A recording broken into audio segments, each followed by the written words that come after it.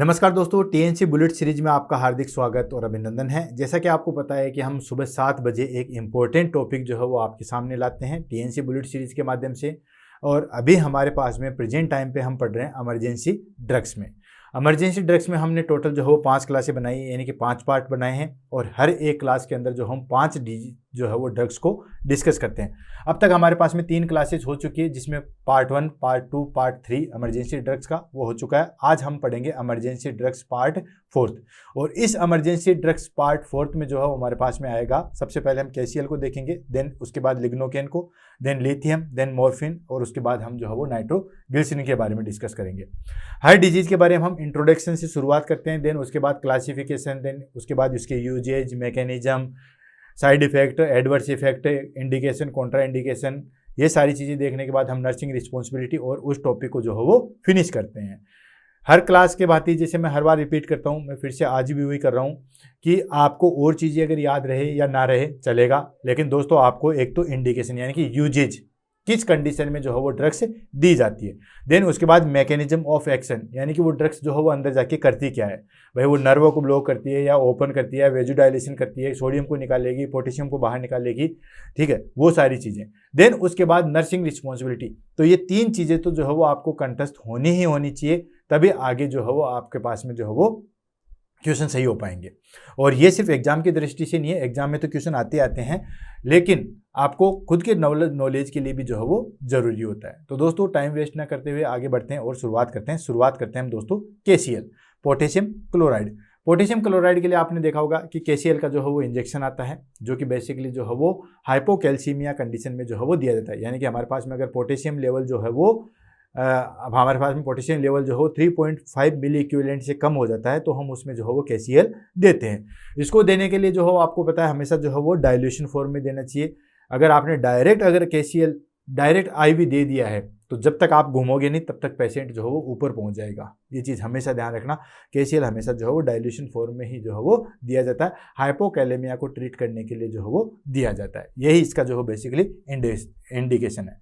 तो दोस्तों potassium chloride that is called KCl is the potassium supplement. ये क्या है? एक पोटेशियम सप्लीमेंट है to use to treat prevent hypokalaemia. किसको प्रिवेंट करने के लिए? हाइपोकैलेमिया। हाइपोकैलेमिया क्या है दोस्तों? Low blood potassium level. अब लो ब्लड पोटेशियम लेवल कितना होता है दोस्तों? अगर हम पोटेशियम की बात करते हैं तो वो होता है हमारे पास में 3.5 से लेके 5.1 मिली इक्विवेलेंट पर लीटर। ये जो है वो हमारे पास में नॉर्मल रेंज होती है किसकी? पोटेशियम की। तो पोटेशियम अगर 3.5 से कम हो जाता है तो उसको हम कहते हैं दोस्तों हाइपोकैलेमिया, और अगर 5.1 से ज़्यादा हो जाएगा उसको हम कहेंगे हाइपरकैलेमिया। तो हाइपोकैलेमिया कंडीशन है, उसको प्रिवेंट करने के लिए हम दोस्तों क्या करते हैं? कैल्शियम देते हैं। It is available in oral tablet, liquid और इंट्रावेनस। ओरल टेबलेट में भी आता है, लिक्विड में भी आता है, पोर्ट क्लोर आपने सुना होगा, या IV उसमें भी जो है वो दिया जाता है। Potassium is essential for electrolyte needed for nerve function. Potassium जो है वो नर्व फंक्शन के लिए, मसल्स कॉन्ट्रैक्शन के लिए एंड हार्ट रिदम के लिए जो है वो मेंटेन होता है। यानी कि पोटेशियम जो है वो हमारे पास में नर्व फंक्शन के लिए भी, अगर पोटेशियम कम हो जाएगा तो नर्व जो है वो इम्पल्स स्लो पड़ जाएंगे और मसल्स कॉन्ट्रैक्शन, मसल्स में भी वीकनेस हो जाती है अगर पोटेशियम कम हो गया तो, और हार्ट रेट रेगुलेशन जो है वो नहीं हो पाएगा। तो आपको पता है कि अगर पोटेशियम कम हो जाएगा तो नर्व में और मसल्स में और हार्ट में जो है वो प्रॉब्लम आएगी। क्लियर? देन आ जाता है indication in the sense uses. Potassium जो है या पोटेशियम क्लोराइड जो है वो कौन कौन सी कंडीशन में जो है वो दे सकते हैं। अब देखो रटोमट सीधी आपको डेफिनेशन से पता चल गया। एक तो हाइपोकैलेमिया की कंडीशन में अगर पोटेशियम लेवल जो है वो कम हो जाएगा, उस कंडीशन में जो है वो दे सकते हैं। अगर किसी क्लाइंट को जो है वो डायूरेटिक दे रहे हैं और उसमें हमारे पास में जो है वो पोटेशियम कम हो गया, जैसे हमने लास्ट क्लास के अंदर जो है फ्रूसामाइड लेसिक्स को देखा था लूप डायूरेटिक में, उसमें हमारे पास में पोटेशियम जो है वो कम हो जाता है उस कंडीशन में। या मान लीजिए कि कार्डियक अरेथमिया हो गया ड्यू टू किसकी वजह से? हाइपोकैलेमिया की वजह से। हाइपोकैलेमिया की वजह से जो है वो हार्ट रेट एबनॉर्मल हो जाती है, तो उस कंडीशन में हम जो है वो पोटेशियम दे सकते हैं। नेक्स्ट हमारे पास में जो है वो मसल्स वीकनेस आ गई है, ठीक है ना। मान लीजिए हमारे पास में हाइपोकैलेमिया की वजह से मसल्स वीकनेस आ गई है, नर्व ट्रांसमिशन में जो है वो प्रॉब्लम आ रही है, तो उस कंडीशन में हम जो है वो पोटेशियम क्लोराइड जो है वो देते हैं। तो पहली चीज आ गई hypokalemia. Hypokalemia in the sense कि पोटेशियम लेवल जो है वो हमारे पास में कितना हो जाएगा दोस्तों? पोटेशियम लेस देन जो है वो 3.5 मिली इक्विवेलेंट पर लीटर से कम हो जाएगा, उसको कंडीशन को कहते हैं हाइपोकैलेमिया।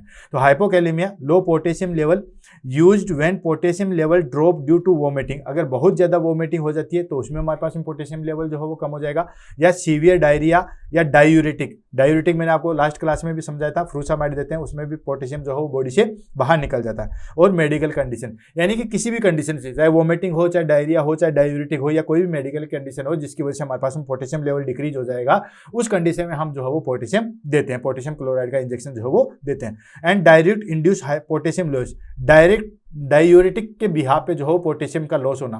तो दोस्तों लूप डायूरेटिक जैसे फ्रूसेमाइड जो हमने लास्ट क्लास के अंदर डिस्कस किया था, लेसिक्स या थियाजाइड डायूरेटिक, ये बेसिकली क्या करते हैं, पोटेशियम को बॉडी से बाहर निकाल देते हैं। तो पोटेशियम को बॉडी से बाहर निकालेंगे तो बॉडी के अंदर पोटेशियम की जो है वो डेफिशिएंसी आ जाएगी। तो ऐसे डायूरेटिक यूज कर रहे हो तो पोटेशियम का डेफिशिएंसी हो जाती है, उस कंडीशन में हम जो है वो कैसीएल देते हैं।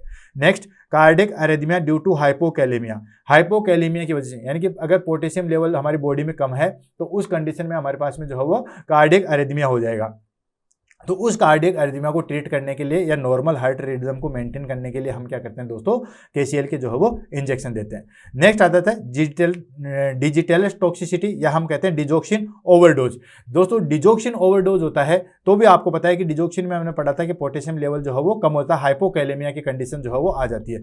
तो डिजोक्सिन टॉक्सिसिटी या डिजोक्सिन ओवरडोज के समय जो है वो पोटेशियम लेवल जो है वो डिक्रीज होता है। तो उस पोटेशियम लेवल को जो है वो मेंटेन करने के लिए हम क्या करते हैं दोस्तों, हमारे पास में जो है वो केसीएल दिया जाता है। क्लियर। नेक्स्ट आ जाता है हमारे पास में total parental nutrition. Total parental nutrition या हम कह सकते हैं IV fluid. Total parental nutrition या आईवी फ्लूइड के कंडीशन के अंदर हम जो है वो इलेक्ट्रोलाइट इंबैलेंस होता है, उसको मेंटेन करने के लिए हम जो है वो केसीएल देते हैं।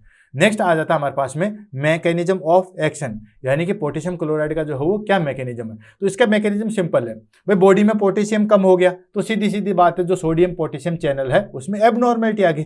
तो सोडियम पोटेशियम चैनल के एबनॉर्मलिटी आ गई तो ये सारी चीज़ें आ जाएगी, अरिथमिया होना, मसल्स वीकनेस होना, देन उसके बाद जो है वो हमारे पास में एसिड बेस बैलेंस का जो है वो चेंजेस होना, ये सारी चीज़ें आ गई।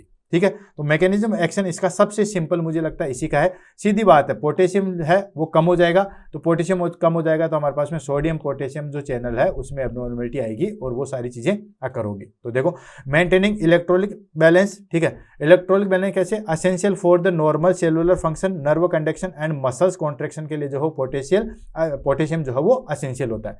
नेक्स्ट रेगुलेटिंग हार्ट फंक्शन, जो हमारे पास में हार्ट की जो नॉर्मल रिदम है या जो हार्ट कॉन्ट्रैक्शन एंड रिलैक्सेशन करता है उसकी रिदम को मेंटेन करने के लिए भी हम जो है वो केसीएल देते हैं। तो help maintain proper heart rhythm and prevent arrhythmia, arrhythmia से प्रिवेंट करने के लिए और नॉर्मल हार्ट की रिदम को जो है मेंटेन करने के लिए हम क्या करते हैं दोस्तों, केसीएल देते हैं। Next supporting muscles function. Supporting muscle function यानी कि आपको पता है कि अगर पोटेशियम की डेफिशिएंसी हो जाएगी तो पोटेशियम की डेफिशिएंसी में हमारे पास में क्या आता है कि मसल्स जो है वो वीक हो जाएगी, मसल्स का कॉन्ट्रैक्शन जो है वो सही तरीके से नहीं हो पाएगा। तो उसको हम मेंटेन करने के लिए हम क्या करते हैं दोस्तों, केसीएल देते हैं।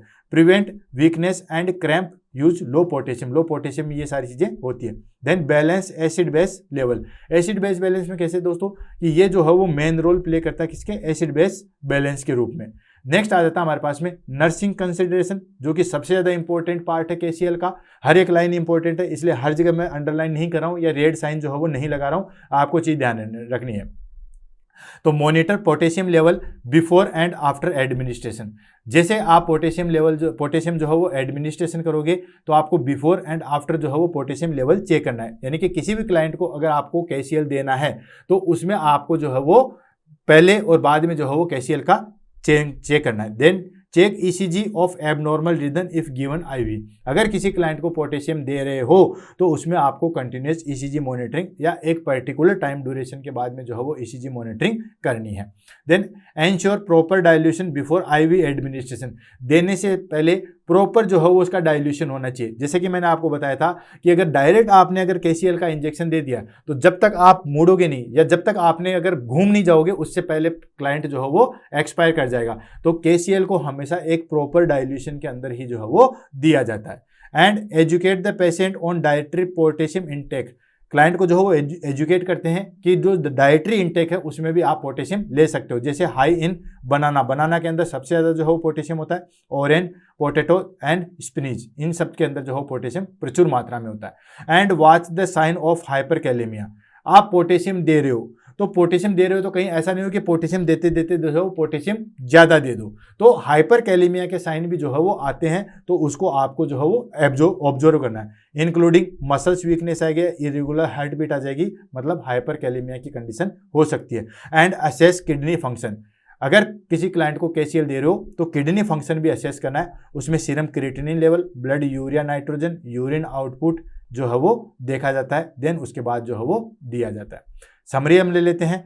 Potassium chloride that is called KCl is the essential electrolyte supplement to use hypokalaemia. ठीक है, हाइपोकैलेमिया को ट्रीट करने के लिए जो है पोटेशियम क्लोराइड जो है वो मेन एसेंशियल इलेक्ट्रोलाइट्स होते हैं। It is available in oral and IV, oral में भी प्रेजेंट होते हैं और IV में भी। पोर्ट क्लोर आपने देखा होगा, ओरली जो है वो लिया जाता है, एंड KCl का जो है वो इंजेक्शन जो है वो IV दिया जाता है with strict dose and administration guideline, जो कि KCl को जो है वो strict dose administration and guideline के तहत जो है वो दिया जाता है। स्लो IV इन्फ्यूजन, ठीक है, slow IV infusion, ECG monitoring, यानी कि धीरे धीरे जो है वो IV इन्फ्यूजन देना है, ECG मॉनिटरिंग करना है, and proper dose adjustment is essential for safe administration. आपको जो है वो प्रॉपर और सेफ एडमिनिस्ट्रेशन के लिए कंटिन्यूस जो है वो आपको स्लो IV देना है, ECG मॉनिटरिंग करना है और प्रॉपर डोज का एडजस्टमेंट करना है। क्लियर है, ये हमारे पास में जो है वो KCl फिनिश हो गया।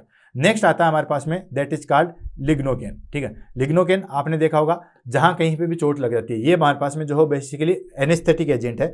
तो चोट लग जाती है, या मान लो आपने देखा होगा कि यहाँ पे जो है वो स्टिच लगाने हैं, तो स्टिच में भी हम जो है वो क्या करते हैं, आसपास जो है वो लिग्नोकेन जो है वो इन्फ्यूज करते हैं ताकि यहाँ पे सुन हो जाए, और उसके बाद जो है वो स्टिच लगाते हैं। कोई भी ट्यूब डाली जाती है, जैसे NG ट्यूब डाली जाती है या प्रोटोस्कोप में कुछ भी चीज़ डाला जाता है, तो उसमें हम जो है वो लिग्नोकेन यूज करते हैं। क्लियर, तो इसको हम ले लेते हैं और आगे बढ़ते हैं। लिग्नोकेन, इसका दूसरा नाम होगा लीडोकेन। तो लीडोकेन के नाम से या लिग्नोकेन के नाम से दोनों एक ही चीज़ है, कन्फ्यूज जो है वो नहीं होना है।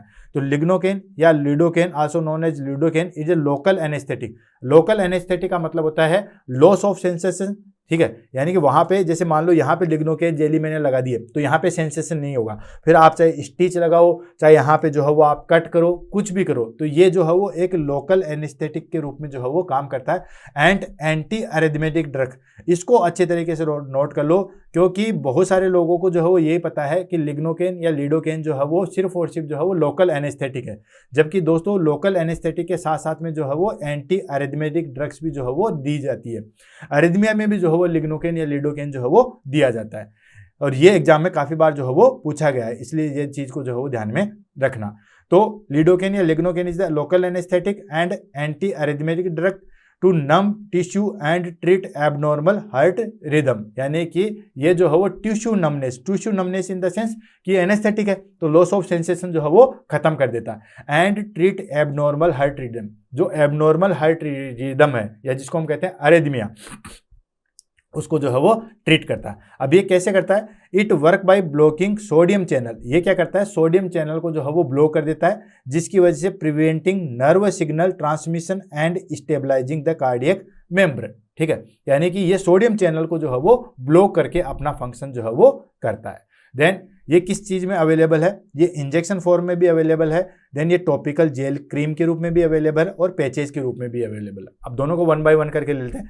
इंजेक्शन में आपने देखा होगा ये लोकल एनेस्थेटिक और IV अरिथमिया के रूप में जो है वो काम में लिया जाता है। अलग अलग आपको हॉस्पिटल में मिल जाएगा, 2%, देन 2%, 4%, 10%, इसमें जो है वो आपको मिल जाएगा लिग्नोकेन जो है वो इस तरीके से। और जिस तरीके का यूज है, जैसे हमें स्किन में लेना है तो 2%, और थोड़ा सा कोई टिश्यू में लेना है तो 4%, और अगर हमें जनरल एनेस्थेसिया के अंदर या बहुत डीपली काम में लेना है तो हम 10% जो है वो लिग्नोकेन या जाइलोकेन का यूज कर सकते हैं। टॉपिकल जेल, क्रीम और स्प्रे के रूप में भी जो है वो लिग्नोकेन आती है। आपने देखा होगा ये सरफेस एनेस्थेटिक होते हैं, जैसे किसी को NG ट्यूब डालना है या प्रोटोस्कोप डालना है, कहीं पे भी कोई चीज़ डालनी है, तो वहाँ पे जो हम लोकल टॉपिकल जेल जो है वो यूज करते हैं। देन पैचेज जैसे टेगाड्रम, जैसे किसी को लंबे समय तक पेन है या पोस्ट हेपेटिक न्यूरोप्लेजिया है, तो उस कंडीशन में पैचेज आते हैं, तो पैचेज जैसे चिपका दिए जाते हैं, यानी कि जैसे तरीके से हम बैनर चिपकाते हैं वैसे पैचेज को जो है वो चिपका दिया जाता है, जो कि पेन को जो है वो रिड्यूस करता है। किसी क्लाइंट का ऐसा पेन जो लंबे समय तक नहीं जा रहा है तो पैचेज काम में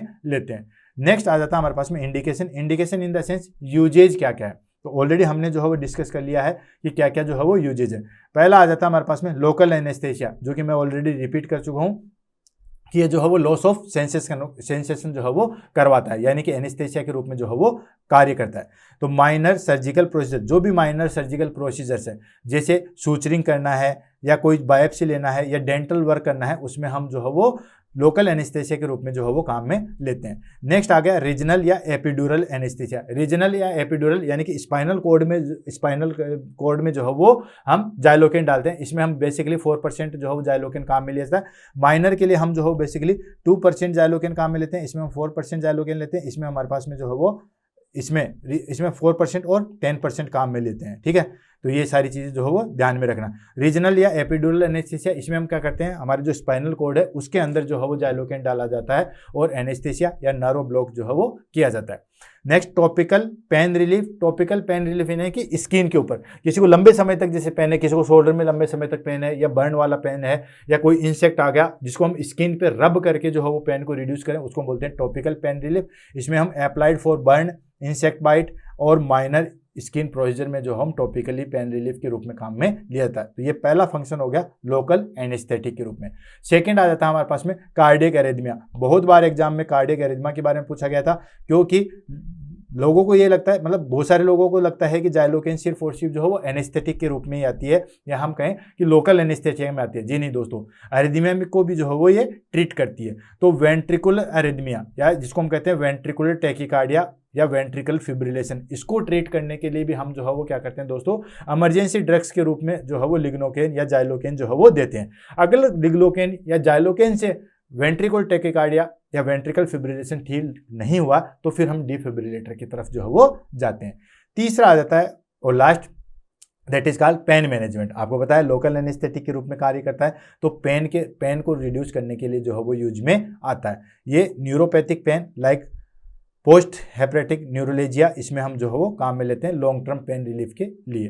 देन उसके बाद आता है हमारे पास में मैकेनिज्म ऑफ एक्शन। और मैकेनिज्म ऑफ एक्शन के लिए मैंने आपको बताया था कि ये बेसिकली जो है वो क्या करता है, सोडियम चैनल को जो है वो ब्लॉक करके पेन को रिड्यूस, या हम कहें कि नर्व इंपल्स को जो है वो रिड्यूस करते हैं और एनेस्थेसिया कोज करते हैं। तो lignocaine is use blocking sodium channel. ध्यान रखना, एक ही इसकी मैकेनिज्म है कि ये सोडियम चैनल को ब्लॉक करता है। सोडियम चैनल को ब्लॉक करेगा तो जो नर्व इंपल्स है वो ब्लॉक हो जाएगी। नर्व इंपल्स ब्लॉक हो जाएगी तो वो आगे सेंसेशन नहीं देगा। भाई नर्व को सेंसेशन हमारी बॉडी पे जो सोडियम चैनल है वही देते हैं कि पेन हो रहा है या नहीं हो रहा है। तो जब सोडियम चैनल ही ब्लॉकेज हो गए तो उसके बाद आगे नर्व इंपल्स नहीं जा पाएंगे। नर्व इंपल्स नहीं जा पाएंगे तो पेन नहीं होगा। तो prevent nerve impulse causing local anaesthesia.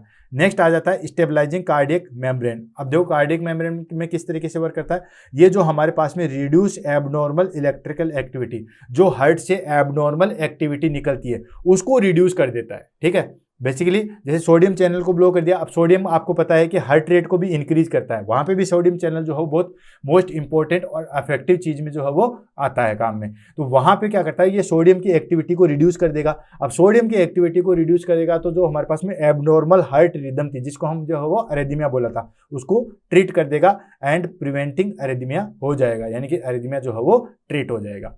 Next आ जाता है नर्सिंग कंसिडरेशन। नर्सिंग कंसिडरेशन मतलब क्या क्या चीज़ें ध्यान में रखनी है।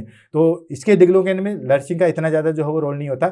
Monitor the sign of toxicity, बस आपको जो है वो टॉक्सिसिटी का जो है वो ध्यान में रखना है कि आपने लिग्नोकेन या जाइलोकेन लिया है तो कहीं जो है वो इस ड्रग्स की टॉक्सिसिटी नहीं हो जाए, तो उसका आइडेंटिफिकेशन करना। उसके अर्ली साइन होते हैं ड्रोसीनेस होगा, कन्फ्यूजन होगा, स्लर्ड स्पीच होगा, यानी कि बोलने में जो है वो दिक्कत आएगी और सीजर्स आपको देखने को मिलेंगे।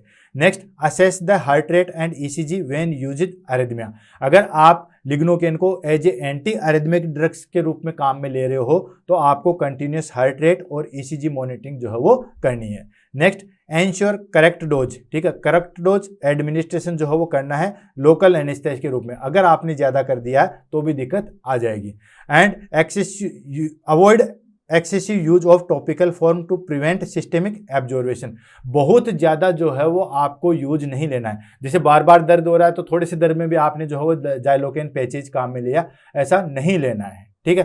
And have emergency resuscitation equipment ready when administration IV lignocaine. अगर इमरजेंसी कंडीशन में या रिससिटेशन कंडीशन में अगर आपके आईवी लिग्नोकेन काम में लिया जा रहा है तो आपको सीपीआर या हम कहें कि जो इंटूबेशन वाले प्रोसेस है उसके लिए तैयार रहना है। क्योंकि क्लाइंट जो है वो सीधा किस में जा सकता है दोस्तों, दैट इज कॉल्ड अनकॉन्शियस या कोमा की कंडीशन में जा सकता है। इसलिए आपको रिसक्सिटेशन की चीज़ें जो है वो मतलब ईटी ट्यूब वगैरह, लेरिंजोस्कोप, ये सब चीज़ें जो है वो रेडी रखनी है।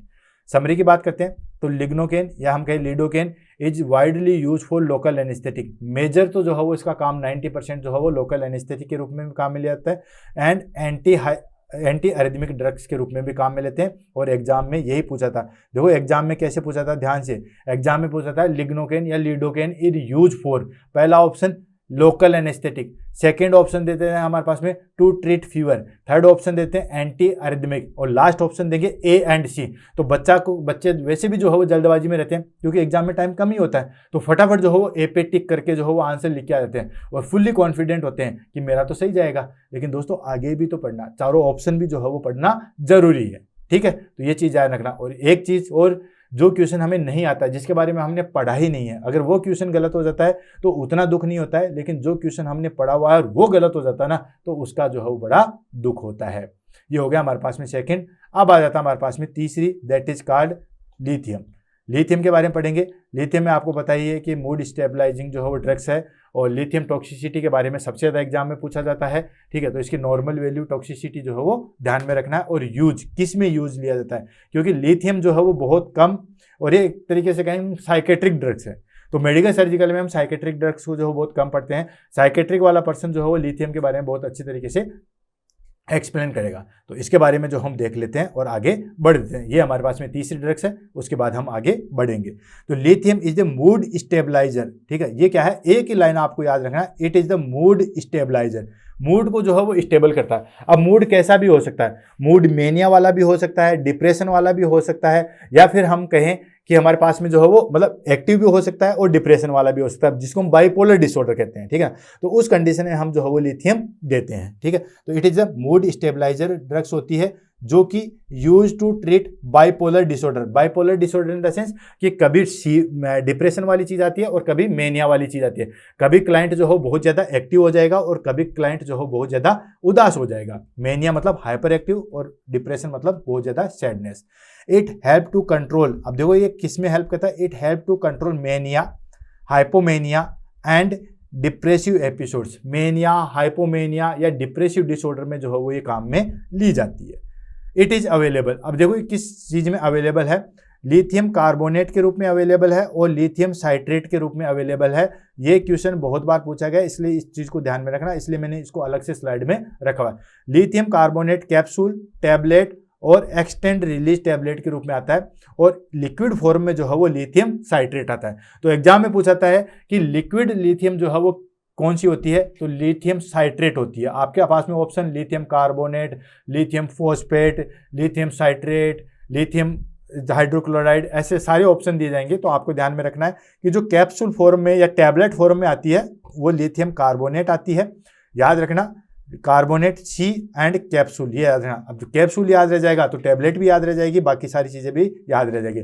लेकिन ये ध्यान रखना, लिथियम साइट्रेट जो बचा वो लिक्विड फॉर्म में है। अब ये भी सी से शुरू हो रहा है, तो ये थोड़ा सा जो है वो ध्यान में रखना। लेकिन कैप्सूल सी ए और यहाँ पे भी कार्बोनेट सी ए, ये चीज़ जो है वो ध्यान में रखना। नेक्स्ट आ जाता है इंडिकेशन, क्या क्या यूजेज है। अब देखो लिथियम का यूजेज अब तक पढ़ लिया है, तो सारी चीज़ें आपको जो है वो क्लियर हो गई होगी कि लिथियम कहाँ कहाँ काम में रहते हैं। पहली चीज़ bipolar disorder. Bipolar disorder in the sense कि एक क्लाइंट के अंदर जो है वो दो प्रकार के डिसऑर्डर आते हैं। कहते हैं ना कि या तो मूड स्विंग वाला है। Bipolar disorder in the sense कि कभी तो वो बहुत ज़्यादा एक्टिव हो जाता है और कभी बहुत ज़्यादा जो है वो सैड हो जाता है, जिसको हम कहते हैं बाइपोलर डिसऑर्डर। इसका दूसरा नाम होता है मैनिक डिप्रेसिव इलनेस। मैनिक मतलब एक्टिव, डिप्रेसिव मतलब सैड। तो मैनिक डिप्रेसिव डिसऑर्डर इसमें हम काम में लेते हैं।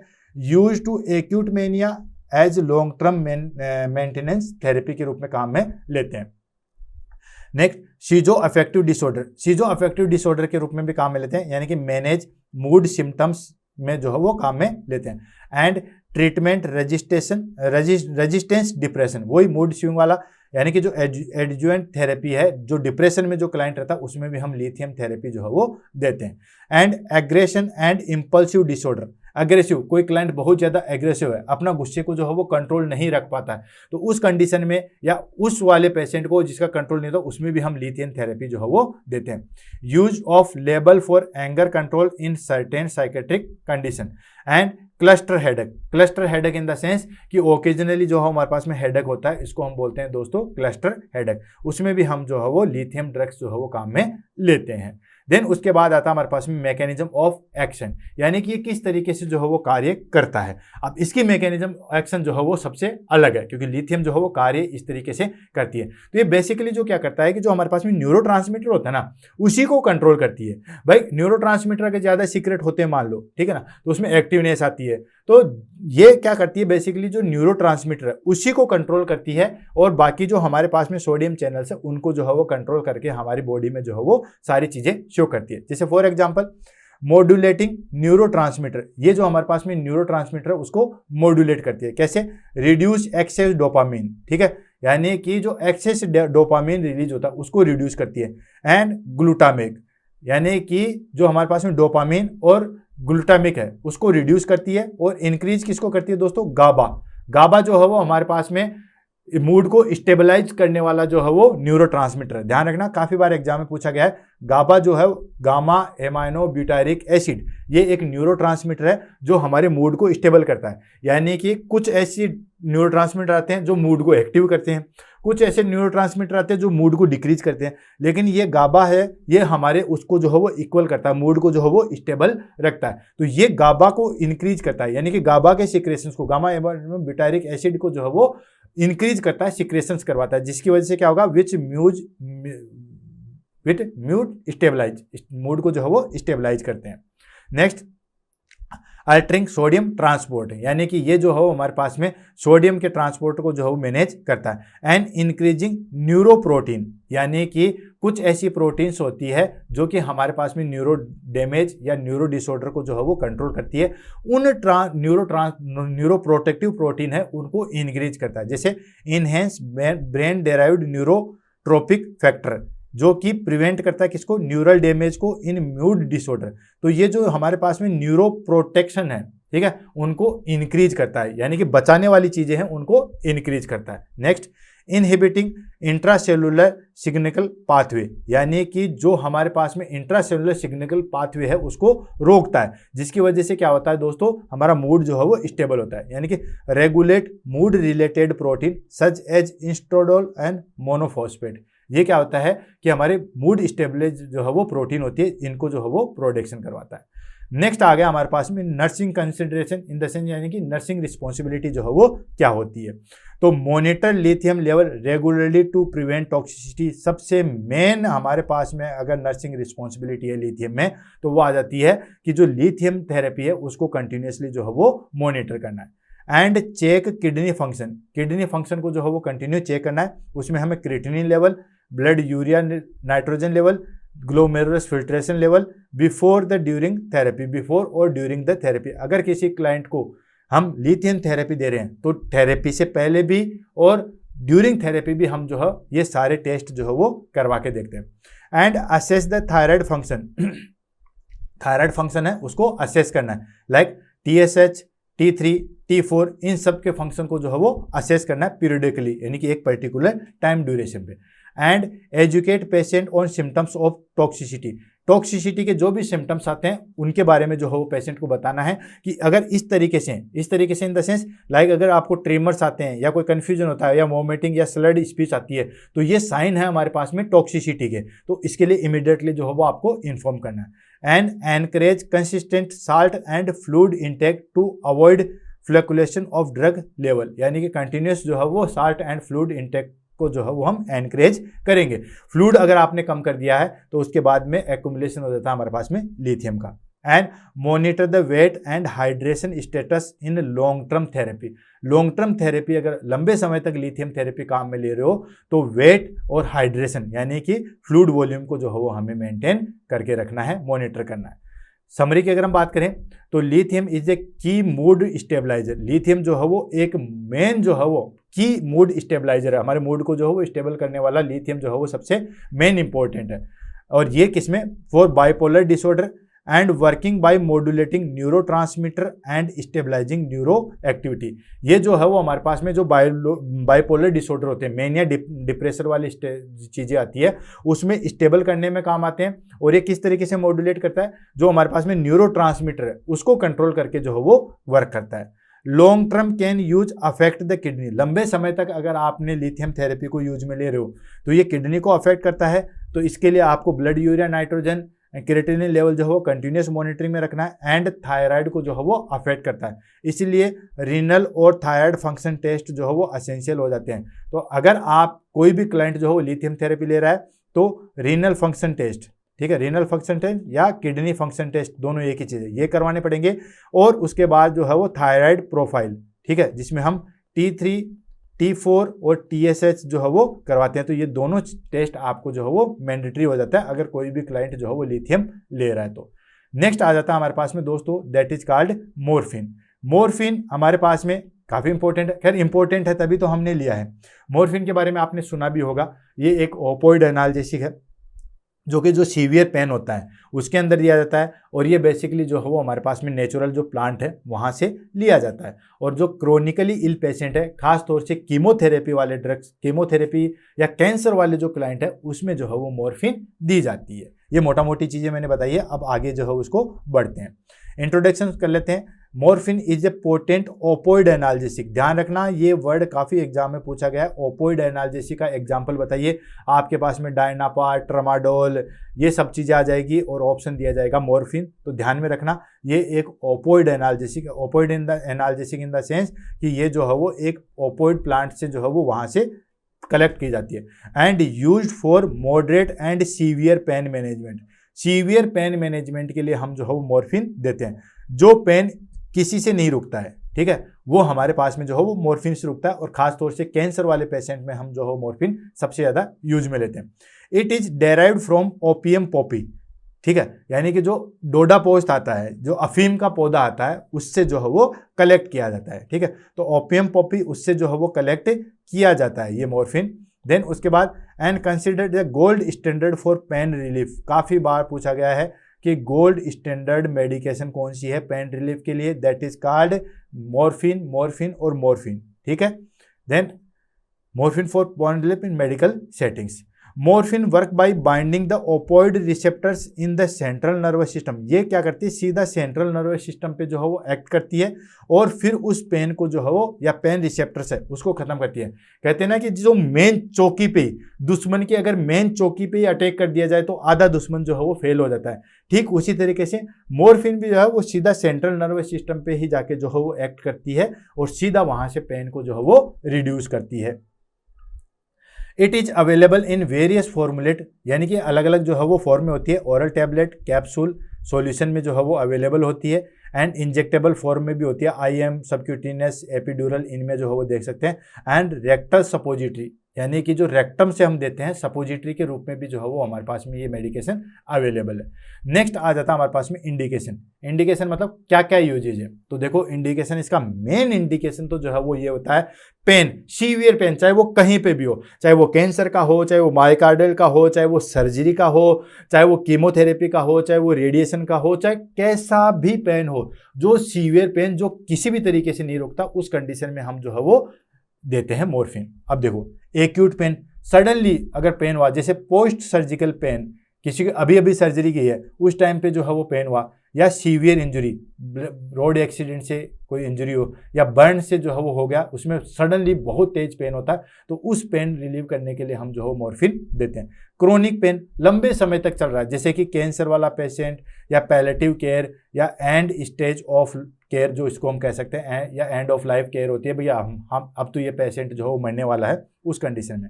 मायोकार्डियल इन्फार्क्शन, यानी कि हार्ट अटैक की कंडीशन में, हार्ट अटैक में भी जो है वो दोस्तों सीवियर एंड शार्प पेन होता है, ठीक है, तो उस कंडीशन में जो है वो दिया जाता है। Then pulmonary oedema, pulmonary oedema में जो दोस्तों ब्रीथलेसनेस होती है और उस ब्रीथलेसनेस की वजह से जो है वो after load and pre load जो है वो अल्टर्ड होता है, उसमें भी सीवियर पेन होता है।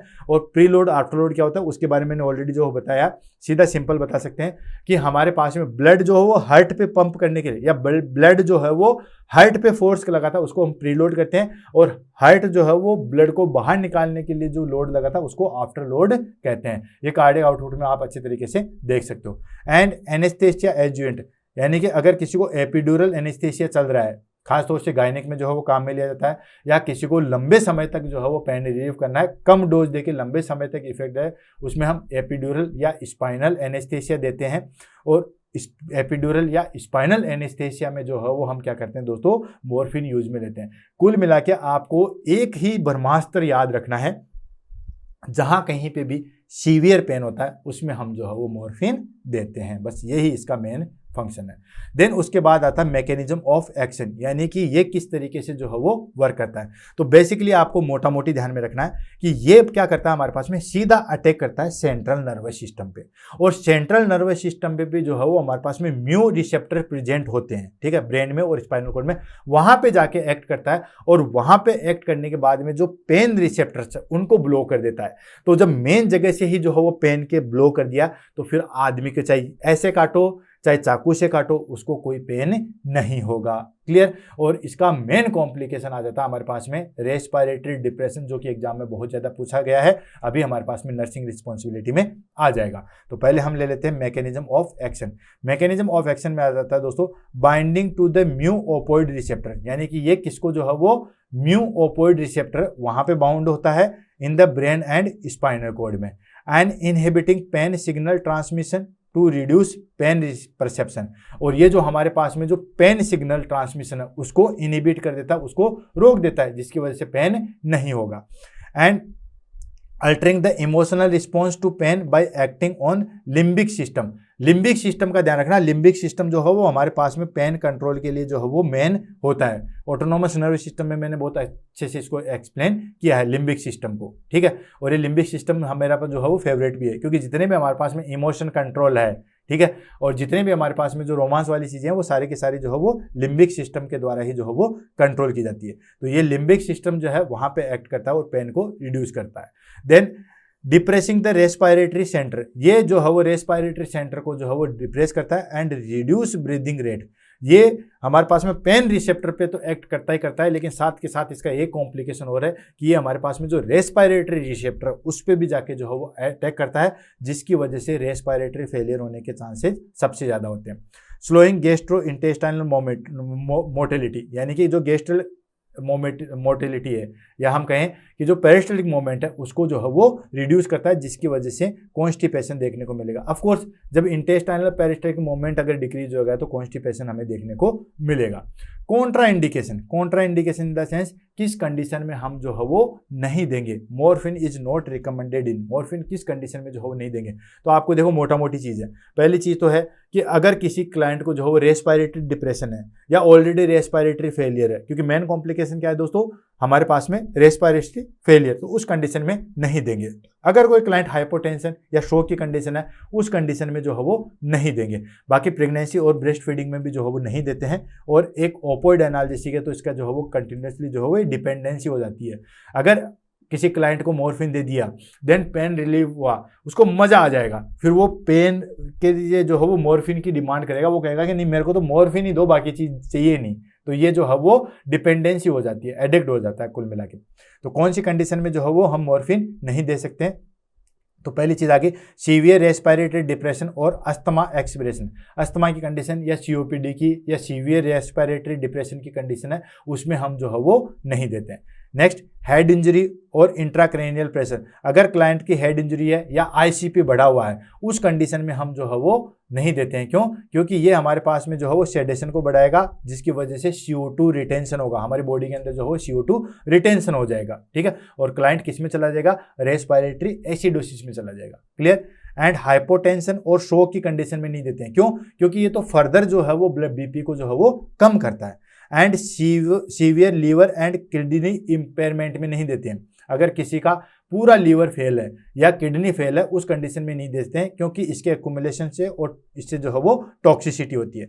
नेक्स्ट, प्रेगनेंसी और ब्रेस्ट फीडिंग। प्रेगनेंसी और ब्रेस्ट फीडिंग की कंडीशन में नहीं देते हैं, क्योंकि ये क्या करवाता है हमारे पास में विड्रोल सिम्टम्स जो है वो शो करेगा किसके अंदर, नियोनेट के अंदर। तो नियोनेट के अंदर जो है विड्रोल सिम्टम्स जो है वो देखने को मिलेगा। नेक्स्ट आता है history of opioid addiction to substance abuse, यानी कि ये क्या डिपेंडेंसी दर्शाता है। मैंने आपको भी थोड़ी देर पहले बताया कि अगर कोई क्लाइंट जो है वो कंटिन्यूसली ले रहा है तो कंटिन्यूसली जो है वो उसी चीज़ को लेगा, उसी चीज़ की जो है वो डिपेंडेंसी हो जाएगी ना। नेक्स्ट आ जाता है nursing consideration. Nursing consideration in the sense क्या क्या नर्सिंग रिस्पॉन्सिबिलिटी जो है वो होती है। तो पहले आ जाते हैं हमारे पास में मॉनिटर रेस्पिरेटरी रेट। क्यों? क्योंकि मैंने आपको बताया था दोस्तों कि इसका मेन जो है हमारे पास में साइड इफेक्ट कह सकते हैं वो था हमारे पास में रेस्पिरेटरी फेलियर, क्योंकि रेस्पिरेटरी रेट को जो है वो डिक्रीज करता है। तो monitor respiratory rate, blood pressure and sedation level जो है वो क्लोजली मॉनिटर करते हैं। बीपी को भी जो है वो डिक्रीज करता है। And assess the pain relief adjust dose according to, ठीक है, अकॉर्डिंग टू पहले असेसमेंट करते हैं। पेन स्केल के द्वारा हम असेसमेंट कर सकते हैं कि पेन का जो है वो लेवल क्या है और उसी के अकॉर्डिंग जो है वो डोज दी जाती है। Then watch the sign of opioid toxicity. Opioid toxicity का जो है वो साइन, उसका मेन साइन है पिन पॉइंट प्यूपिल्स। दोस्तों कम से कम भी 50 से 100 बार ये क्वेश्चन जो है वो आ चुका है। मॉर्फिन का मेन साइन सिम्टम्स या मॉर्फिन टॉक्सिसिटी का जो मेन साइन सिम्टम्स क्या है, पिन पॉइंट पीपल जो है वो देखने को मिलेगा। Slow breathing and extreme drowsiness जो है वो देखने को मिलेगा, बहुत हद से ज़्यादा जो है वो ड्राउजीनेस देखने को मिलेगी। Then administer with the food and antiemetic to reduce nausea. इसको जो है वो हम फूड के साथ देते हैं या फिर जो है वो हम एंटी एमेटिक के साथ देते हैं, क्योंकि मॉर्फिन जो है वो क्या करवाती है दोस्तों, सीवियर नोजिया कोज करवाती है। Clear? Encourage hydration and fibre intake to prevent constipation. अब आपने देखा है कि मॉर्फिन जो है वो हमारे पास में पेरिस्टेटिक मूवमेंट है या जो इंटेस्टाइनल मूवमेंट है उसको डिक्रीज करती है। अब उसको डिक्रीज करने की वजह से मेन कॉम्प्लिकेशन क्या हो गया, कॉन्स्टिपेशन हो गया। तो कॉन्स्टिपेशन को प्रिवेंट करने के लिए एक तो प्रॉपर हाइड्रेशन लेना है, यानी कि लिक्विड थेरेपी प्रॉपर लेनी है, एंड फाइबर इंटेक भी जो है वो अत्यधिक लेना है ताकि कॉन्स्टिपेशन ना हो। And educate the patient about dependency risk and withdrawal symptoms. Client को जो पहले एजुकेट कर देंगे कि अगर आप इसको कंटिन्यूस ले लोगे तो आपकी डिपेंडेंसी रिस्क हो जाएगी, यानी कि इसको आपको फिर आदत पड़ जाएगी। और विड्रॉल सिस्टम, अगर आपने फिर उसको सडनली बंद कर दिया तो फिर विड्रॉल सिम्टम्स आते हैं जिसमें पेशेंट जो है बुरी तरीके से एक्टिविटी करता है। And have नैलेक्सोन। नैलेक्सोन जो है वो ओपोइड एंटीडोट है जो कि हमेशा अवेलेबल होना चाहिए, क्योंकि अगर मॉर्फिन ओवरडोज हो गया तो उसमें हम जो है वो नैलेक्सोन देंगे। तो हर एक लाइन जो है वो यहाँ पे इंपॉर्टेंट है, किसी भी लाइन को स्किप मत करना है, क्योंकि हर एक लाइन को जो है वो ढूंढ ढूंढ के लिखा है। क्वेश्चन हर एक लाइन से बनता है। अपोइड एंटीडोट क्या होता है, नैलेक्सोन होता है। या किसी क्लाइंट को जो है मॉर्फिन दे रहे हैं तो क्रैश कार्ट में क्या होना चाहिए, नैलेक्सोन होना चाहिए। तो ऐसे क्वेश्चन जो है वो एग्जाम में अप्लाइड क्वेश्चन जो है वो बहुत आते हैं। नेक्स्ट आ गया हमारे पास में समरी। तो समरी है, morphine is a powerful opioid analgesic. फिर से रिपीट कर रहा हूं, मॉर्फिन जो है वो पावरफुल ओपोइड एनाल्जेसिक है। इससे ऊपर का एनाल्जेसिक कोई भी नहीं बना। जो पेन किसी से भी खत्म नहीं होगा वो हमारे पास में जो है वो मॉर्फिन से होगा। तो morphine is a powerful opioid analgesic to treat moderate severe pain, particular in post surgical cancer and palliative care patient. जो कैंसर पेशेंट होते हैं या पोस्ट सर्जिकल पेशेंट होते हैं, ट्रॉमा वाले पेशेंट होते हैं, उसमें हम मॉर्फिन देते हैं। Next, it work binding of opioid receptors. ये किस तरीके से वर्क करता है, ये जो ओपोइड रिसेप्टर्स है उसको बाइंड कर देते हैं और किसके अंदर, सीएनएस के अंदर, डायरेक्ट मेन टारगेट के अंदर ही जो है वो उसको ब्लो कर देते हैं। And altering pain perception and emotional response, ठीक है, उसको अल्टर करते हैं। तो ये हमारे पास में चौथी जो है वो मेडिकेशन कंप्लीट हुई है। आज की क्लास की लास्ट आ जाती है, that is called nitroglycerin. NTG के नाम से भी आपने सुना होगा। इसके बारे में भी एग्जाम में क्वेश्चन बहुत सारे आते हैं। एनटीजी कैसे ली जाती है, सबलिंगुअली ली जाती है। अगर कोई क्लाइंट ने एनटीजी ली है और उसके बाद थोड़ा बहुत बर्निंग सेंसेशन है टंग के ऊपर, तो नेक्स्ट स्टेप नर्स का क्या रहेगा, उसको डिस्कार्ड कर देंगे या एक ये फ्रेश नाइट्रोग्लिसरीन का साइन सिम्टम्स है। तो बिल्कुल दोस्तों, अगर बर्निंग सेंसेशन होता है तो ये फ्रेश नाइट्रोग्लिसरीन का जो है वो एग्जाम्पल है। अब नाइट्रोग्लिसरीन के बारे में जो मेन इंपॉर्टेंट है उसके बारे में थोड़ी सी जो है वो कविता बता देते हैं। मैं कहता हूँ हर चीज़ के बारे में थोड़ी सी बताते हैं। तो नाइट्रोग्लिसरीन जो है वो टैबलेट है, बेसिकली जो है वो सबलिंगुअली दी जाती है। हार्ट अटैक में जो है वो हमारे पास में मेन ड्रग्स आती है। ये बेसिकली क्या करती है, सीधा डायरेक्टली इफेक्ट डालती है हमारे पास में कोरोनरी आर्टरी पे। कोरोनरी आर्टरी का जो है वो वेजो डायलेशन करवाती है। तो अगर एमआई हार्ट अटैक में की कंडीशन में आप जो है वो नाइट्रोग्लिसरीन जो है वो दी जाती है। आपने मूवी वगैरह में देखा होगा, किसी को बहुत ज्यादा चेस्ट पेन है, वो चेस्ट पेन जाता है, देन तुरंत ड्रोवर को ओपन करता है, ड्रोवर से एक टैबलेट निकालता है, मुंह में लेता है, फिर थोड़ी देर बाद कहता है हाँ रिलैक्स हो गया, ठीक है। तो वो सब लिंगुअली दी जाती है। सब लिंगुअली इसलिए दी जाती है ताकि जल्दी से जल्दी जो है वो उसका एब्जॉर्बेशन हो सके। सब लिंगुअली में होता है। अगर आप ओरली ले लोगे देन उसके बाद वो स्टोमक में जाएगी, फिर उसका जो है वो डाइजेशन होगा, फिर वो एब्जॉर्ब होगी, फिर वो हार्ट तक जो है वो जाके करेगी। इसलिए जीभ के नीचे लिया जाता है, सब लिंगुअली जो है वो दिया जाता है। अच्छा, एक क्वेश्चन इसमें बहुत सारे आता है कि अगर आपने एक नाइट्रोग्लिसरीन ले लिया, उसके बाद पेन रिलीफ हुआ, तो देन नेक्स्ट स्टेप क्या करोगे? तो दोस्तों नेक्स्ट स्टेप है कि 5 मिनट बाद फिर से जो है वो एक नाइट्रोग्लिसरीन की टैबलेट देंगे। अगर फिर भी रिलीफ नहीं हुआ तो फिर से एक नाइट्रोग्लिसरीन की जो है वो टैबलेट देंगे।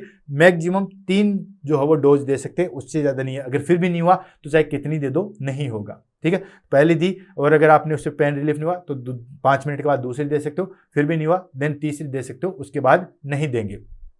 नेक्स्ट चीज, नाइट्रोग्लिसरीन को जो है वो आपको जो डायरेक्ट सनलाइट है उससे अवॉइड करके रखना है, ओपन में जो है वो नहीं रखना है। नेक्स्ट चीज आती है कि अगर नाइट्रोग्लिसरीन की टेबलेट ली है और अगर आपके टंग के ऊपर थोड़ा सा बर्निंग सेंसेशन है तो वो इंडिकेशन करता है कि जो नाइट्रोग्लिसरीन की टेबलेट है वो बिल्कुल फ्रेश टेबलेट है। तो इसमें ऐसा नहीं है कि थोड़ा सा बर्निंग सेंसेशन हुआ तो क्लाइंट ने जो है वो थूक दी, जी नहीं दोस्तों, थोड़ा सा बर्निंग सेंसेशन जो है वो देखने को मिलेगा, मतलब नाइट्रोग्लिसरीन की टेबलेट जो है वो बिल्कुल फ्रेश है, ठीक है। तो ये क्वेश्चन जो है वो एग्जाम में काफी बार पूछ जाते हैं। तो चलो इसके बारे में डिटेल से पढ़ते हैं और आगे बढ़ते हैं।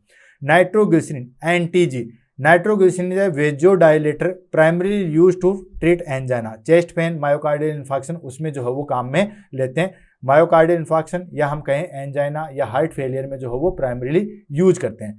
It belong to nitrate class of drug, ये किससे बिलोंग करती है? जो नाइट्रेट क्लास की ड्रग्स है उससे बिलोंग करती है, जो कि which work by relaxing mood blood vessels and improve oxygen supply to the heart.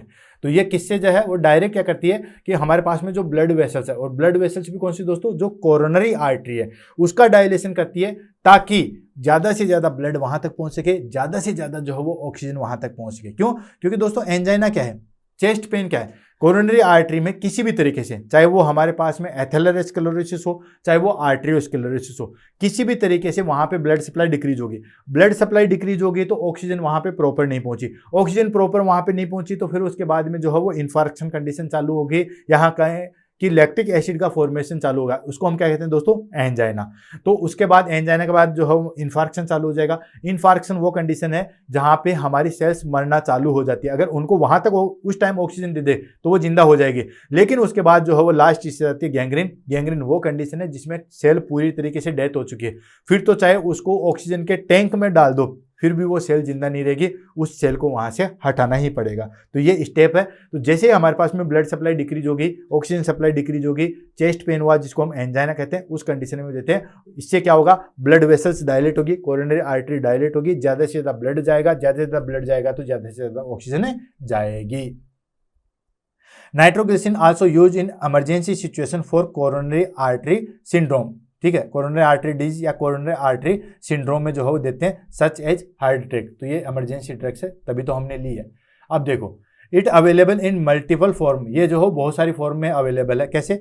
सबसे मेन आती है सब लिंगुअली टेबलेट, जो कि बहुत ज्यादा हॉस्पिटल में काम में ली जाती है। सब लिंगुअली टेबलेट और स्प्रे भी आता है दोस्तों। मान लीजिए कोई क्लाइंट जो है वो अनकॉन्शियस है तो हम उसमें जो है वो स्प्रे के माध्यम से भी जो है वो दे सकते हैं। एंड ट्रांसडर्मल पैचेज और ऑइंटमेंट और ट्रांसडर्मल पैचेज, जैसे हम क्रीम लगाते हैं या हम कहते हैं जैसे चिपकाने का कोई, जैसे टैटू वगैरह कोई चिपकाते हैं, या उस तरीके से जो हम ट्रांसडर्मल पैचेज भी आते हैं, ये लंबे समय तक जो है वो प्रिवेंशन रखते हैं। एंड इंट्रावीनस इन्फ्यूजन आईवी के द्वारा भी जो देते हैं वो दिया जाता है, basically to severe chest pain and hypertensive emergency में जो है वो दिया जाता है।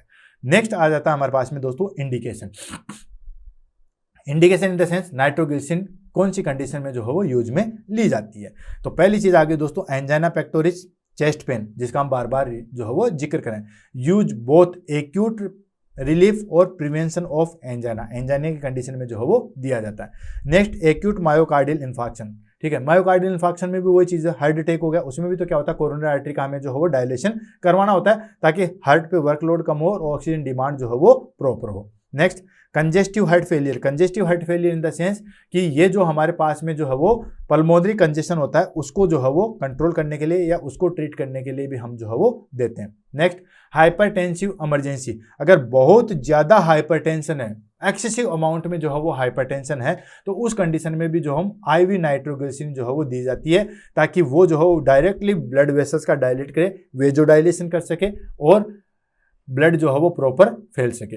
Next perioperative hypertension, perioperative hypertension in the sense कि हमारे पास में ड्यूरिंग या आफ्टर सर्जरी जो है वो हाइपरटेंशन होता है, उसको कंट्रोल करने के लिए भी हम नाइट्रोग्लिसरीन काम में ले सकते हैं। नेक्स्ट आता है एनल फ्रिशर, इसको ऑफ लेबल यूज जो है वो काम में लिया जाता है। नाइट्रोग्लिसरीन ऑइंटमेंट जो है वो बेसिकली एनल स्पिंक्टर्स भी जो है वो लगाया जाता है ताकि प्रॉपर और प्रोमोट जो है वो हीलिंग हो सके। ये इनडायरेक्टली जो है वो इसका फंक्शन है। क्यों? क्योंकि आपको भी पता है कैसे, क्योंकि एनल फ्रिशर हो चुका या फिस्टुला हो चुका, वहां पे क्या होता है, हमारी ब्लड वेसल्स का डायलेशन हो चुका है, वही तो जो मस्सा बन जाता है, तो उस डायलेशन को कंट्रोल करने के लिए जो है वो ये चीज देते हैं। अब आप कहोगे कि सर ये तो खुद वेजो डायलेटर है, लेकिन दोस्तों ये हीलिंग में जो है वो काफी ज्यादा हेल्प करती है, तो वहां पे जो है वो यूज में ले सकते हैं। नेक्स्ट आता है mechanism of action. Mechanism of action का सीधा सीधा है, इसका सिंपल मैकेनिज्म है। ये क्या करती है, हमारे पास में जो सिंपैथेटिक और पैरासिम्पैथेटिक स्टिमुलेशन वाली जो नर्व रिसेप्टर्स हैं जो हमारे पास में ब्लड वेसल्स पे वहां पे अटैक करती है और ब्लड वेसल्स को जो है वो डायलेट करती है। तो ये क्या करती है, रिलीजिंग नाइट्रिक ऑक्साइड, यानी कि नाइट्रिक ऑक्साइड को जो है वो रिलीज करती है, जो कि क्या होती है, ग्रेनुलेट कैटालेज होती है, साइक्लेज होती है। और ये क्या करती है दोस्तों, ये साइक्लेज GMP लेवल को जो है वो बढ़ाती है और ये स्मूथ मसल्स का जो है वो रिलैक्सेशन करता है। अब स्मूथ मसल्स का रिलैक्सेशन हो गया तो आर्टरी का जो है वो डायलेशन हो जाता है। क्यों? क्योंकि आर्टरी के अंदर हमारे पास में जो है वो 3 लेयर होती है, ठीक है। सबसे ट्यूनिका इंफिमा अंदर वाली, बीच वाली जो है वो ट्यूनिका मीडिया जो कि स्मूथ मसल्स की बनी होती है, और लास्ट आती है ट्यूनिका एडवेंटिया, ठीक है, outer layer. Outer layer fibre tissue की बनी होती है, मिडल लेयर जो है वो स्मूथ मसल्स की बनी होती है, इनर लेयर जो है वो एपिथेलियल टिश्यू की बनी होती है, ठीक है। और आर्टरी का जो है वो कॉन्ट्रैक्शन एंड रिलैक्सेशन, फैलना और सिकुड़ना किसके ऊपर निर्धारित होता है, स्मूथ मसल्स के ऊपर निर्धारित होता है, ठीक है। तो स्मूथ मसल्स में रिलैक्सेशन होगा तो आर्टरी जो है वो डायलेट हो जाएगी, जिसको हम क्या कहते हैं दोस्तों, वेजो डायलेशन हो जाएगा। Clear? And dilating coronary artery improve blood flow to the heart, coronary artery को जो है वो डायलेट करता है ताकि ज्यादा से ज्यादा ब्लड जो है वो जा सके। एंड रिड्यूसिंग प्रीलोड, प्रीलोड को जो है वो रिड्यूस करता है, यानी कि वेनस रिटर्न को जो है वो डिक्रीज करता है। एंड आफ्टर लोड को जो है वो मेंटेन रखता है, जिसकी वजह से कार्डियक वर्कलोड जो है वो डिक्रीज हो सके। और लोअरिंग मायोकार्डियल ऑक्सीजन डिमांड, जो मायोकार्डियल लेयर जो है वो ऑक्सीजन की डिमांड कर रही है उसको कम कर देती है, ठीक है, जिसकी वजह से क्या होगा, कम से कम ऑक्सीजन जो है वो रिक्वायर्ड होगी, लैक्टिक एसिड का फॉर्मेशन नहीं होगा और चेस्ट पेन रिड्यूस हो जाएगा। क्लियर? नेक्स्ट आ जाता है नर्सिंग कंसिडरेशन, यानी कि क्या क्या नर्सिंग रिस्पॉन्सिबिलिटी होनी चाहिए। तो पहले आगे monitor blood pressure and heart rate closely specially with IV nitroglycerin. अगर किसी क्लाइंट को IV नाइट्रोग्लिसरीन अगर हम दे रहे हैं तो उसमें हम ब्लड प्रेशर जो है वो कंटिन्यूस मॉनिटरिंग रखेंगे और हार्ट रेट को जो है वो क्लोजली मॉनिटर करेंगे। And instruct patient to sit and lie down before taking sublingual nitroglycerin to prevent fall, ठीक है। क्लाइंट को जो है वो बैठा देते हैं, चलते हुए जो है ये ड्रग्स नहीं देंगे, अदरवाइज वो जो है वो गिरने के चांसेस होते हैं। And check the recent use of Viagra, यानी कि ये ड्रग्स जो है वो जरूर ध्यान में रखना है। क्यों? क्योंकि वाइग्रा वा, सिलासा या लिवेट्रा वा, ये नाइट्रोग्लिसरीन से पहले जो है वो चेक करनी चाहिए, क्योंकि इनका ड्रग इंटरेक्शन जो है वो सबसे ज्यादा होता है। नेक्स्ट, टीच द पेशेंट या teach the client about nitrate tolerance and the importance of 24 hours nitrate free period for patches और लॉन्ग टर्म, यानी कि क्लाइंट को जो है वो एजुकेट करना है कि ये जो है वो हमारे पास में किस तरीके से नाइट्रेट टॉलरेंस जो है वो कर सकते हैं। Next, educate and proper sublingual tablet usage, client को जो है वो देने से पहले उसको अच्छे तरीके से बताते हैं कि इसको जीभ के नीचे रखना है, नहीं तो च्यो करना है, नहीं जो है वो स्वलो करना है। क्योंकि अगर आपने जैसे टैबलेट दी, जैसे उसने निगल लिया, फिर आपने कहोगे कि टैबलेट कहाँ गई, बोला तो निगल ली मैंने, तो पहले ही उसको एजुकेट करेंगे कि इसको निगलना भी नहीं है और इसको चबाना भी नहीं है। Do not chew and swallow, let down dissolve under the tongue, tongue के नीचे रखनी है, ऑटोमेटिकली जो है वो डिजोल्व हो जाएगी। Warm about headache and adverse taking acetaminophen if needed, ठीक है। अगर लिटिल बिट हेडेक होता है, ठीक है, तो वो हमारे पास में जो है वो वार्निंग साइन है, या हम कहें तो उसमें आपको जो हो एसिटामिनोफेन जो है वो दे सकते हैं। And keep IV nitroglycerin in a glass बोतल प्लास्टिक एब्जॉर्ब द ड्रग्स। हमेशा ध्यान रखना कि जो नाइट्रोग्लिसरीन है उसको हमेशा ग्लास बोतल के अंदर ही जो है वो रखा जाता है, क्योंकि प्लास्टिक को ये जो है वो एब्जॉर्ब कर लेता है। क्लियर। लास्ट आ जाती है summary. Nitroglycerin is a potent vasodilator. Nitroglycerin जो है वो एक सबसे इफेक्टिव जो है वो वेजोडाइलेटर है, यूज टू ट्रीट एंजाइना, जो कि एंजाइना को ट्रीट करती है, हार्ट फेलियर को ट्रीट करती है, एंड हाइपरटेंसिव इमरजेंसी को जो है वो ट्रीट करती है। It work by relaxing blood vessels. ये किस तरीके से वर्क करती है? ये ब्लड वेसल्स को जो है वो रिलैक्स करती है, रिड्यूसिंग कार्डियक वर्कलोड को जो है वो रिड्यूस करती है, एंड इम्प्रूव ऑक्सीजन डिलीवरी, और ऑक्सीजन डिलीवरी को जो है वो इम्प्रूव की जाती है। Sublingually form is quickly in for acute angina. Sublingually जो है वो इसलिए दी जाती है ताकि क्विकली जो है वो वर्क कर सके। क्लियर है दोस्तों? तो दोस्तों इसी के साथ जो है वो आज हमारे पास में जो है वो क्लास फिनिश हुई है। ठीक है, हर क्लास के अंदर जो है हमने 5 ड्रग्स लिए और 5 ड्रग्स को जो है वो हम पढ़ते हैं। टोटल हम 25 ड्रग्स को जो है वो लेके आए हैं। 20 ड्रग्स ऑलरेडी कंप्लीट हो चुकी है। नेक्स्ट क्लास हमारे पास में लास्ट होगी, that is called emergency drugs part 5, जिसमें हम लास्ट 5 ड्रग्स को जो है वो पढ़ेंगे। उसके बाद इमरजेंसी ड्रग्स जो है वो फिनिश हो जाएगी। जो बच्चे इमरजेंसी ड्रग्स के लिए बार बार कमेंट कर रहे थे, टेलीग्राम पे कमेंट कर रहे थे, पर्सनल कमेंट कर रहे थे, ये क्लासेज उनको जो है वो मेरी तरफ से गिफ्टेड है। तो दोस्तों कंटिन्यू जो है वो हार्ड स्टडी करते रहिए, और मैं आपको फिर पर्सनली कहूँगा कि एक बार जो है वो अच्छे तरीके से इनकी मैकेनिज्म और यूजेज पढ़ो, अपने आप में एक अलग से जो है वो कॉन्फिडेंस आएगा। इवन आप एक प्रॉपर मेडिकल पर्सन जो है वो बन जाओगे, कहीं पे भी काम करोगे, इवन घर पे भी जो है वो चीज़ें काम में ले सकते हो। तो कंटिन्यू स्टडी करते रहिए और कंसेप्ट जो है वो क्लियर जरूर कीजिए, उसी से जो है वो मेन चीज़ आपकी सक्सेस होगी। इसी दुआ के साथ आज की क्लास से अलविदा लेते हैं। नेक्स्ट क्लास में जल्दी ही मिलेंगे। तब तक के लिए दोस्तों all the best, have a nice day. Ram Ram सा, खम्मा गणी।